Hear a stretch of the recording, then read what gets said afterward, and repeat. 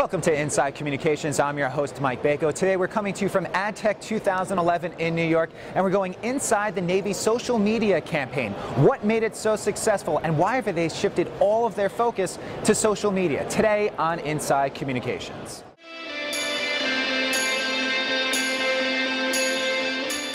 Demographic. They should be unsure. They are definitely unsure about social media. A few years ago, not so much anymore. You want to find who's the strongest advocates of social media, it's the U.S. military.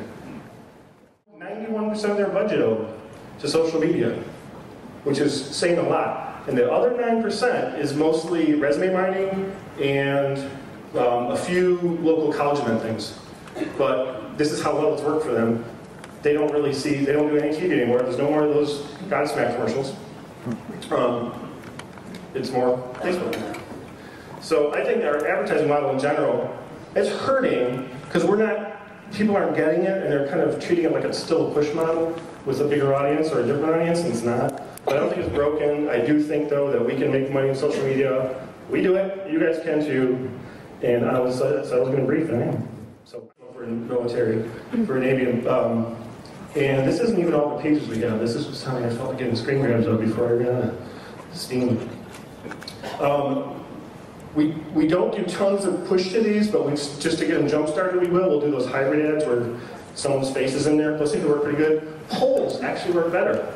And then we do a lot of social CRM. And what the social CRM is in this case, each one of these pages for Navy, you're probably going like, why is there just one Navy page? Well, Navy has a problem, and that's that they have officers which have required degree programs. Like they need, gynecologists and lawyers and all these other things that are really hard to get. And if you're competing for that kind of a degree professional, military is not one of your first choices.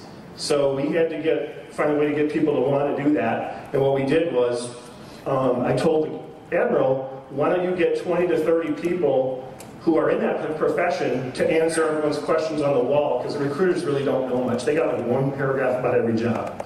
So they're kind of useless. If someone goes on there and, yeah, I am a cryptologist. You want to know exactly what that MD hash is? I will explain that to you.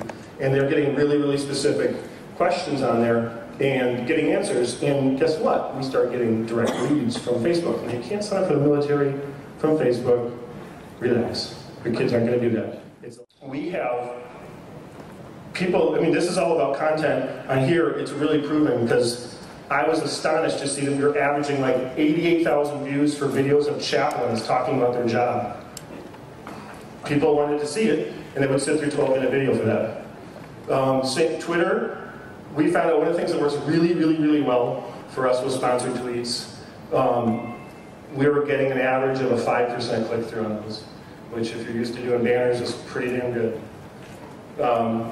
Name, we did a community a few years ago. You may have heard of it. It's called Navy for Moms. The way we got it started was we had TV spot in Boston area, and we did some local blogging and local events telling people, and actually if you were in the city of Boston at the time, what they actually did was painted a lot of the city blue, and they lit up aircraft carriers blue in the harbor and everything. So they did this whole thing they called it Paint Town Blue. It was all a pro-Navy experience thing. What we were trying to do was answer a question, which is why aren't kids joining the military? And it turned out the biggest thing in the world that would stop them is their mom. And so we made a site that would let moms talk to moms who already had kids in the military.